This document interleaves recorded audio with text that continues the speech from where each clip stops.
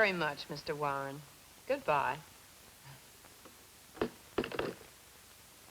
This is our moment. And believe me, no salesman pounding the street could ever get so many places, talk to so many people. This represents a whole world with variety, with scope. A busy business world, a masculine world. Oh, sure, this instrument can be a lot of things. Some days it can be as cold and frightening as a monster. Well, it's advertising. Everybody knows me. Look, that's not my main brand, so why buy a Yellow Pages listing? I don't have free parking. What have I got to advertise? Look, call me when I am not busy. But on the other hand, there are those terrific times when it's exciting, almost romantic. Run all of it just that way. You're right. Oh, that's swell, Mr. Willis. You know, I have a hunch you're going to increase your sale of graphic arts, too. What with the new local art show starting this year? Well, if everything goes the way you say, next Valentine's Day, I'll send you a big box of candy. Thanks a lot, but the order you gave me will do nicely. Well, glad to do it. It helps me. You'll have your copy of the proofs before the directory closes, Mr. Willis. I'm sure it'll be okay. Thanks again. Bye. Bye. Always a good idea to record the important points of these conversations with characters from outer space. In case there's any doubt in your mind, he is from outer space. My own particular outer space. I'm Peg Robbins, and nobody in the world would ever have thought I'd sell anything to a book dealer. But I just did. And let's face it, the reason I talk his language is I'm in the book-selling business. Also the millinery business, groceries, shoe store, beauty shop, meats, drugstore, men's clothing, used cars. It's all here. My own yellow pages of business talk, business problems, needs. Whole world of languages out there in my market. In a small way, I'm involved in all the functions of business. In a big way, I'm involved in the distribution function. How he sells, how he gets customers.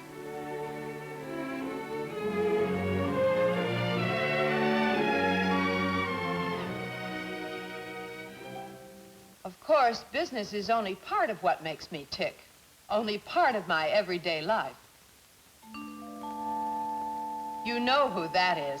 Helen, my supervisor, another part of my everyday selling life.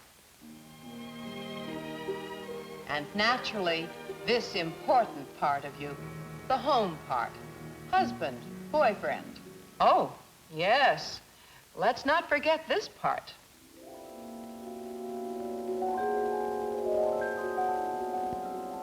The product you sell, Yellow Pages advertising, telephone advertising.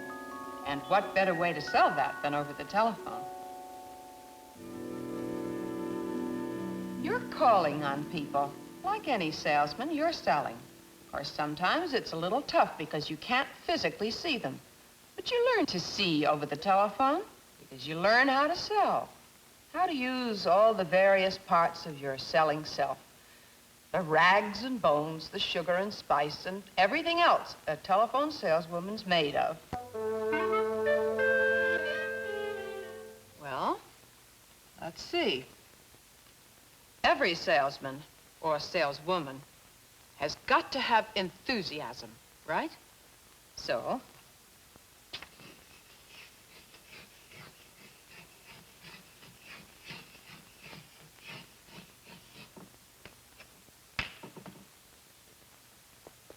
I remember when I first started, I was loaded with enthusiasm.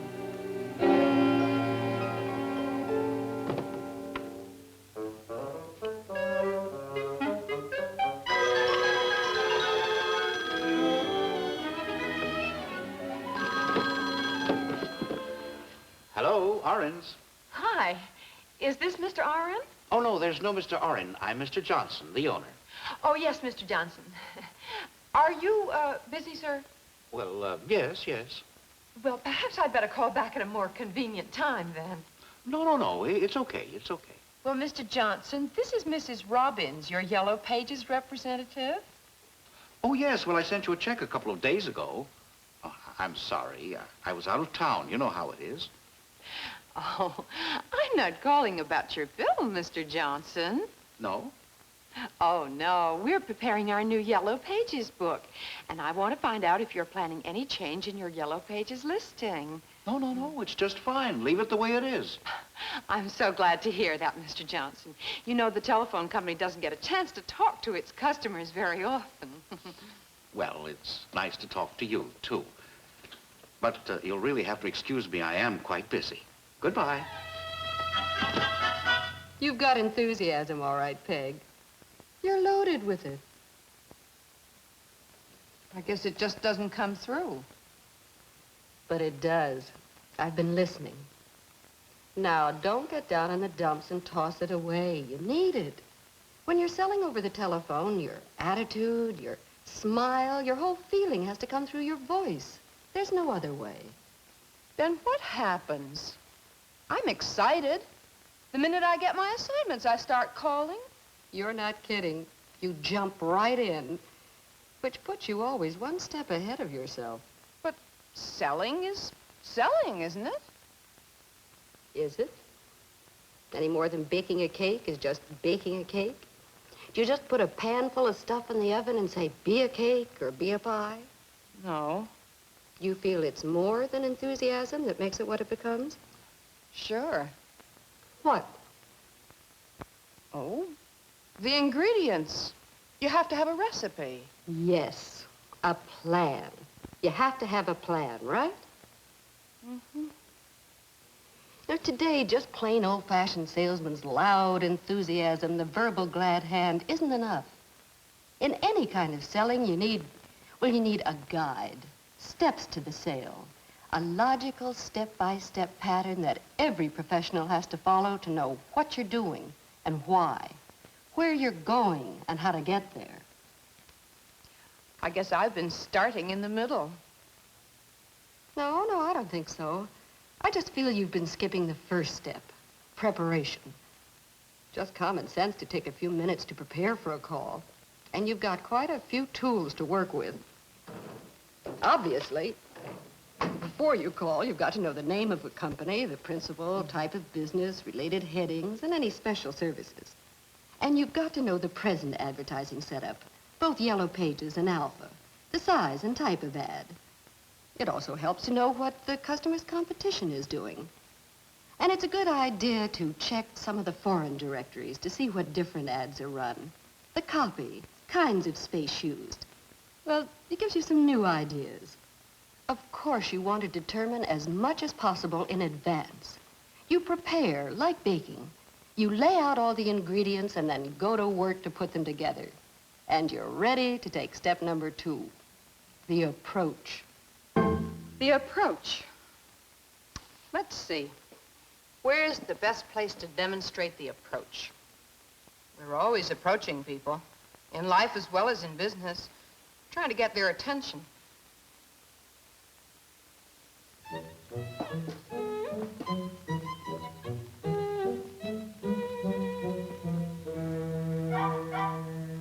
Hi, dear. Yeah. You want to go out to dinner tonight? No, I'm bushed.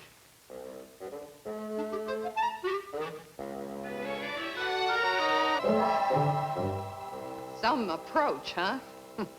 Blunt, straight from the shoulder, enthusiastic. Went over with a great big thud.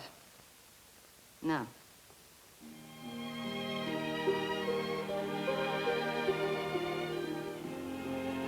Hi, honey. Hi. You look tired. Rough day? Hmm. You know, I saved a little money on the grocery budget last week. How'd you like to go out to dinner tonight on the house? Relax, have a little fun. Interested? Sure.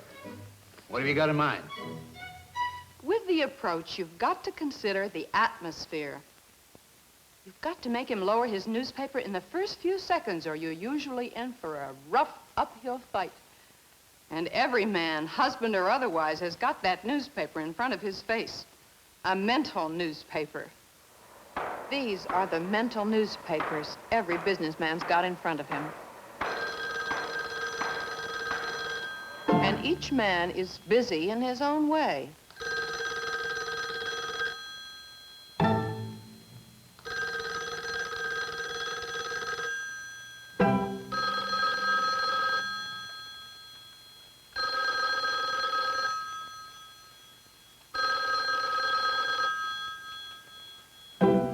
To himself, he's busy.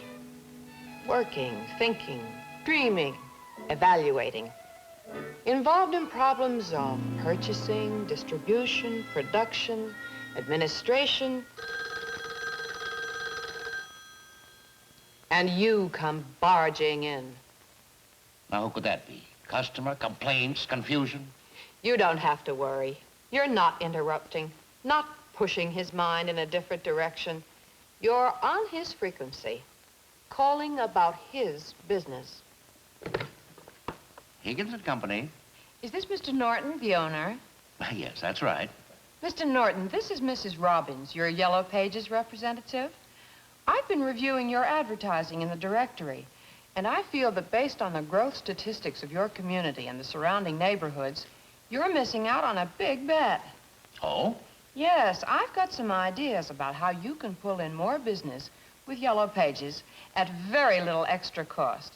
I'd like to talk to you about them. Well, okay. Just what do you have in mind? How about that? Saving or making money. That's the kiss that gets him to lower his mental newspaper. He's tuned in all right, but you'd sure as heck better be able to follow through with something that makes sense, or your approach just becomes a gimmick, a trick, and you know what'll happen then. So you've got to do a little prospecting, fact-finding. Your preparation showed you some general things.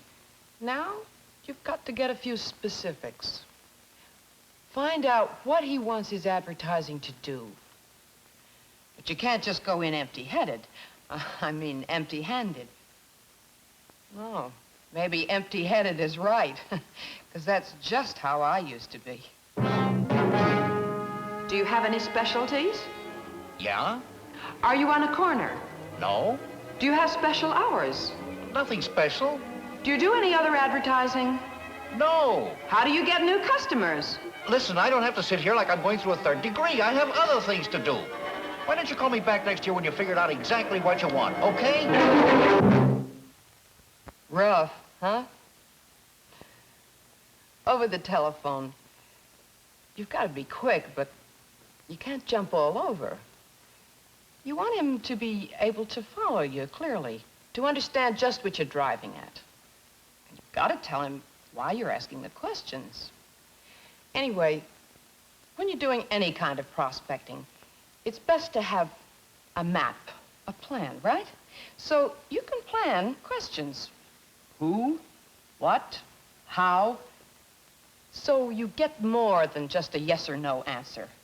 When you go in with ammunition like this, you're really beginning to see over the telephone. You got a plan. But take it from me, a plan can have its dangers. Okay, I've got it. That's swell, Mr. Norton. Saves time when you follow right along. Now, would you please turn to your listing on page 52 of the Yellow Pages?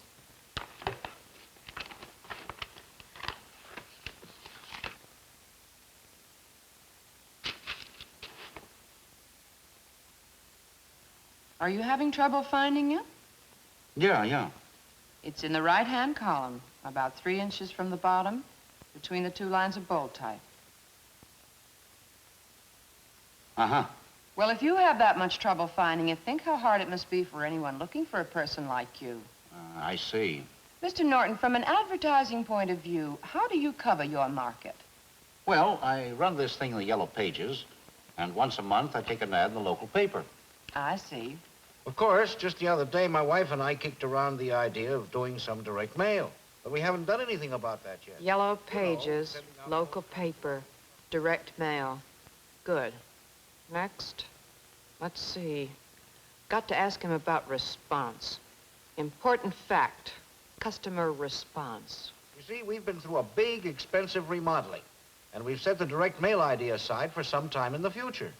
Yes, that sounds fine, Mr. Norton. Now, I wonder if you'd tell me, what kind of response do you get from your advertising? Well, pretty good. We get quite a few phone calls.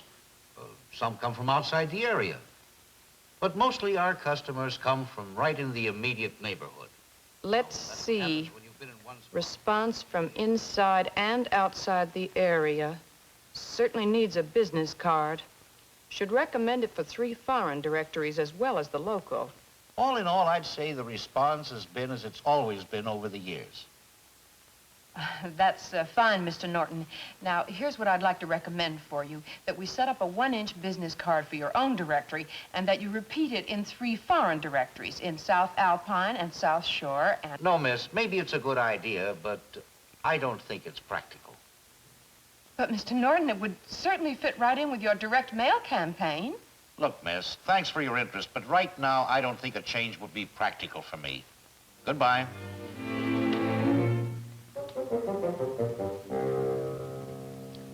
Well, can't win 'em all, I guess.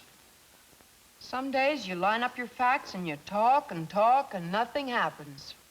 Very defeating. Sure it is, especially if you're using only half a telephone. And you're right, Peg. You can't win 'em all. But there's always the next time and the next time, and you learn to do something more each time, too. Like finding out what happened to the other half. Okay. And you prepared. You had a plan. You had questions ready, good questions. They got more than yes or no answers, right? I thought so.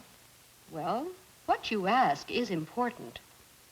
But isn't what he answers more important? Well, pretty good. We get a lot of phone calls, some from outside. But mostly our customers come from the immediate neighborhood. That's what happens when you've been in one spot for 15 years. What he says might seem unnecessary after you get the answer you think you want, but it might offer a clue. If you're busy with your own thoughts, you won't hear. And hearing, listening, is an important part of telephone selling. Mr. Norton, what do you think you'd like to get out of your advertising? Well, now,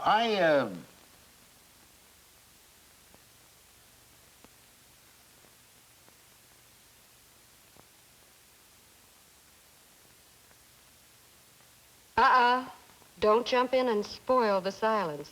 It's not the horrible vacuum it seems. Something's going on. You can't ask a question and expect a rapid-fire answer.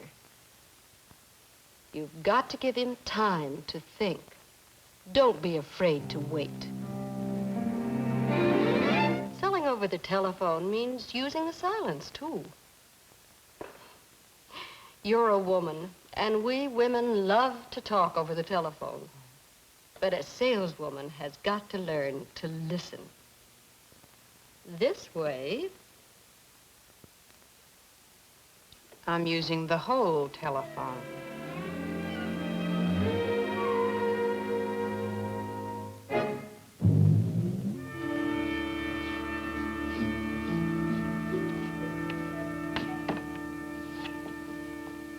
Listen. I suppose that's probably the first rule of telephone selling, using the whole telephone. Listen, enthusiasm, product knowledge, functional selling, step-by-step plan. If you've got a plan, you don't have to keep thinking about what you're going to say next. A plan should give you more time to listen and enable you to take the next step toward a sale, making the recommendation. Well, Mr. Norton, I'd recommend a 1-inch informational in the Lowland book for only $7 per month, an alternate call listing at $1 more per month, and, oh, yes, you simply must have bold-type listings in 3 foreign directories for only an additional $3 per month. A personal name listing in the Alpha at an additional $1. Of course, your firm name under your mainline trademark heading an additional $2.50 per month. No! No! Go! Go! Go! You can't just throw everything at him at once, with technical talk, with a rush of prices. You've got to make him see over the telephone, too, in terms of his needs, his functions, in terms of economy, getting more for his money. You've got to sell the use of advertising. The knowledge grows. From one customer to another, you become sensitive to new language, his problems. That way, you're not just talking on the telephone. You're on the inside in a real part of his operation for the short time you're on the telephone with him. Like Mr. Willis, the book dealer. You prepare the account, make the approach, complete the fact-finding, and when you come to the recommendation, there's always that old fluttery feeling that maybe, just maybe, you've missed something. Yes, sure, I'd like to increase my graphic art sales. Well, I feel, Mr. Willis, that a 1-inch business card featuring graphic arts under the heading of book dealers would really highlight your services and your specialty, would show people that you feel they're important enough to want to make something out of them in your advertising. This way you attract more people. If you get more people to read your ad, you stand a chance to get more customers. Don't you agree? Well, sure. Advertising exposure is 90% of the law. That's very good, Mr. Willis, and so true. I wish we could get other people to think that way. That's why I'd recommend a 1/2-inch business card with 3 lines of copy for you under bookbinders, and your name in bold type under greeting cards, artist supplies, and libraries circulating and rental. Now, don't you think that would give you much better representation? It sounds pretty good. And with your firm name listed in bold type in the white pages, you'll really have complete advertising exposure, Mr. Willis. You'll be open for business wherever people look. Now, how does that sound to you, Mr. Willis? Very interesting. I'd like to think it over. Well, what is there to think over? Well, it sounds as though it would increase my overhead. Oh, sure, you're going to increase your expense, Mr. Willis, but aren't lost calls even more expensive? If this advertising only brings in a few good orders a year, it'll more than pay for itself, won't it? Possibly. Well, then, isn't it a question of whether you can afford to do without it? Yeah, okay, I want to talk it over with my wife. Well, what is it you want to discuss with her? Well, I don't know. I always discuss everything with her. Oh. And another thing, I'm not sure about including everything in the Hawthorne and the Ridgewood directories. Oh, but you've got to have that, Mr. Willis. I mean, that's practical. You need that for complete coverage. You really need it. I'm not sure. I'd like to think it over. I'm not sure. Objections, objections, objections. Why do people object? But we don't need a hide-a-bed right now. But it's practical. It's convenient. We do need it. Come on, Peg. Let's think it over for a couple of weeks. Look, honey, it's on sale now. And our old sofa's almost worn out. We're going to need a new one soon anyhow. With a hide-a-bed, we can kill 3 birds with one purchase. It's as good-looking as a sofa. It's cheaper now because it's on sale. And third, it'll give our folks a more comfortable place to sleep when they come to visit us. Okay. Why didn't you say so in the first place? Well, I'm not so sure. I'd like to think it over. I'm not so sure. Mr. Willis, you told me you've been getting quite a number of calls lately from people out of the area, remember? That's right. You're spending money to buy a product, a specialty. It only pays off if you sell it, and you can only sell it if people are aware of it. Now, you didn't train yourself, make an investment, open a store just to hide away in one area, did you? No. Well, of course not. No businessman does that. Just remember for a minute why you established your store in a particular community. You liked the location. You felt the need was there for what you had to offer. Sure, you put up a sign to tell people what you sell, but a sign only attracts the people passing by. That puts you halfway in business. You're not in business all the way until you take advantage of advertising and sales promotion to reach your fullest market. To tell them your sales story, what you have to sell, when, where.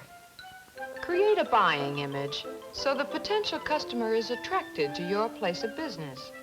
And that means telling your story economically so it reaches the most people at the least cost. Sure, this is the buying public. Everybody, impulsive, demanding, wanting what they want when they want it. First, the customers who are looking for any firm to buy from. The newcomer, emergency buyers, dissatisfied customers, infrequent buyers, competitive bid buyers. Second, customers who are looking for a particular firm to buy from. Recommended customers, people who've seen your other advertising. Solicited customers, passers-by, former customers. A community, people who make buying decisions. And right here is where most buying decisions are made. In the office, in the home, with a variety of needs, the constant wants, food, clothing, furniture, repairs, air conditioning. You name it, they need it. Look, I tell you, I saw it in the paper. The name of the store was William, something like that. Get the paper and look it up. I can't get the paper. It was thrown out this morning. Now what do we do? Look in the yellow pages. What else? What else? Really, each time a potential customer wants something, the easiest, best, surest place to find it is in the yellow pages. It's always available, never gets thrown out. It's local. It's there in front of the buyer when he wants and needs to buy. Your advertising dollar goes places and takes you with it. Makes your goods and services more available to more people. Like having a salesman available 24 hours a day. Your most important signboard isn't in front of the shop, Mr. Willis. It's the one you put out where all the public can see it. Your show window in the yellow pages. Economical, because all this representation, the ads, the bold-type listings, and the coverage in the Ridgewood and Hawthorne directories will only cost you $15 per month. Gives you a pretty darned effective advertising program, doesn't it, Mr. Willis? Put it this way, the whole thing begins to make sense. You bet it does, Mr. Willis. You'll have your copy of the application in a few days, and we'll send you proofs before the book goes to the printers. Okay? Okay, run all of it, just this way. You're right. Oh, that's swell, Mr. Willis. You know, I hope to sell more graphic arts this year.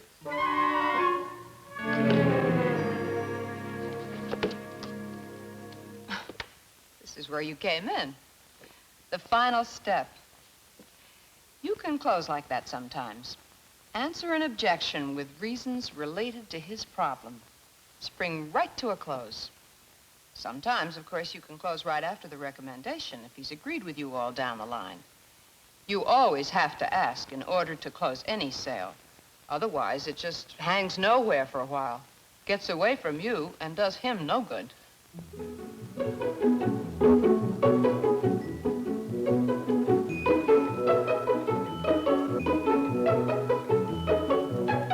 This is telephone selling. This is what it's made of. Interesting, exciting, and important to people. This outer space, our market. Our business world. Alive, human, waiting to be helped. Waiting for your call.